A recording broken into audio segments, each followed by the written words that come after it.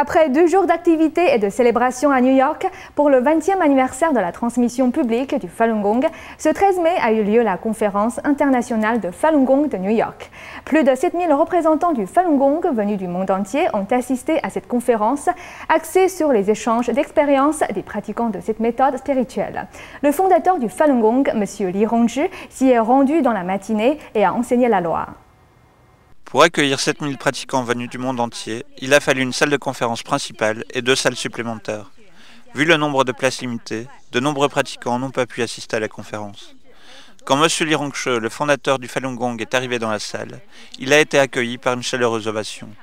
M. Li Hongzhi a réitéré que les pratiquants ne s'impliquent pas dans la politique. Il a déclaré qu'à l'heure actuelle, tous les êtres font face à un choix dont dépendra leur avenir. Pendant cette conférence, une dizaine de pratiquants ont partagé leurs expériences sur leur responsabilité d'offrir ce choix pour l'avenir de tous les êtres. Comment ils recherchent à l'intérieur d'eux-mêmes lors des conflits. Comment ils changent l'environnement extérieur en se changeant d'abord soi-même.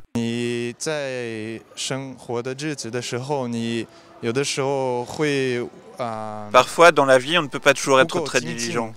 En participant à ce genre d'activité, je vois tous ces disciples diligents. Je suis vraiment touché, j'ai retrouvé la motivation.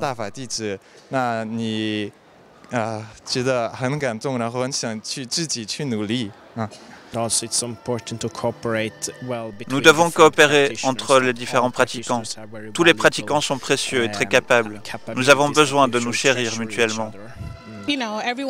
Tout le monde peut rencontrer des difficultés, mais tant qu'on a la ferme conviction et la croyance, on les surmontera. Dafa, Falun Gong est une vraie voie, la seule voie. Il touche mon cœur. Sans le Dafa, je ne serais pas où j'en suis aujourd'hui. Ça fait 5 ans que je pratique et j'en ai tiré de nombreux bienfaits. Je veux faire connaître cela à plus de Japonais pour qu'ils en bénéficient également. Maria participe à la conférence annuelle de New York depuis 1998. Elle n'a jamais manqué une seule année. Il y a de différents niveaux dans la cultivation et pratique. Du début jusqu'à la fin, on n'est pas parfait. Mais nous essayons d'améliorer sans cesse notre qualité morale et nous cultiver. Shueli a 10 ans. Elle vient de quitter la Chine et s'installe aux États-Unis. J'ai obtenu la loi depuis que je suis dans le ventre de ma maman. Je pratique tous les jours avec les parents. En Chine, on a aussi des conférences, mais elles sont beaucoup plus petites, avec quelques pratiquants. On n'a pas de conférences aussi grandes, donc je me sens très bien.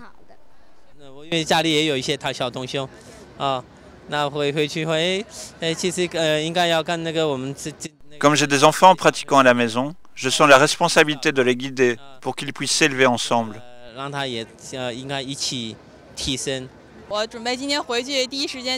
Dès que je rentre à la maison, je vais dire à ma maman que j'ai vu le maître aujourd'hui. J'espère qu'elle va transmettre la bonne nouvelle à nos amis et aux compagnons de pratiquants qu'on connaît.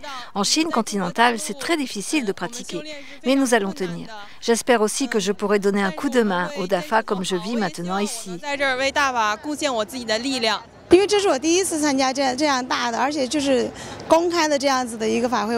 C'est la première fois que je participe à une si grande conférence. Je suis profondément bouleversée.